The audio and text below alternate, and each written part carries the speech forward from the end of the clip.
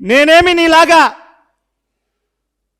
సమాజంలో మహిళల పట్ల అసభ్యంగా ప్రవర్తించినటువంటి చరిత్ర నాకు లేదు. ఒంటరి మహిళను కూడా లేకుండా వంచి మోసం చేసి నయవంచన చేసి కోట్ల రూపాయలని కొల్లగట్టలేదు కిరణ్ రాయల్ నీలాగా. ఒక కుటుంబాన్ని విచ్ఛిన్నం చేసినటువంటి చరిత్ర నాకు లేదు కిరణ్ రాయల్.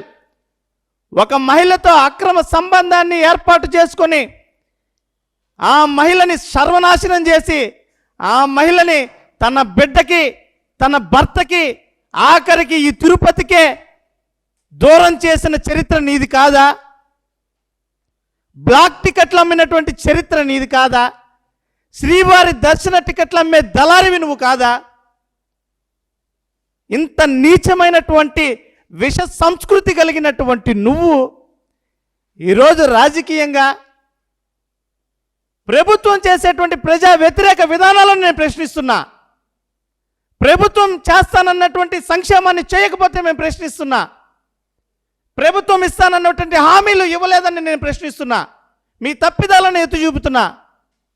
ఎక్కడో కూడా నేను మితిమీరి మాట్లాడినటువంటి పరిస్థితే లేదు కదా. పోనీ ఏ రోజైనా నేను చేసే విమర్శకి నువ్వు తగినటువంటి విమర్శ సమాధానం ఏ రోజున చెప్పగలిగావా? అలాంటి హుందాతనంతో కూడినటువంటి రాజకీయం ఏ రోజున చేసావా? ఎప్పుడు చూడు జగన్మోహన్ రెడ్డి గారు అది చేశారు ఇది చేశారు ఆరోపణ చేస్తావు వెళ్ళిపోతావు. ఇక్కడ తిరుపతిలో కరుణాకర్ రెడ్డి గారు అది చేశారు ఇది చేశారంటావు వెళ్ళిపోతావు. అవినయ్ రెడ్డి గారు ఇది తప్పు చేసేసారు అది తప్పు చేసేసారని మాట్లాడతావు వెళ్ళిపోతావు. సిగ్గన్నా లేదా కిరణ్ రాయల్ నీ జీవితానికి?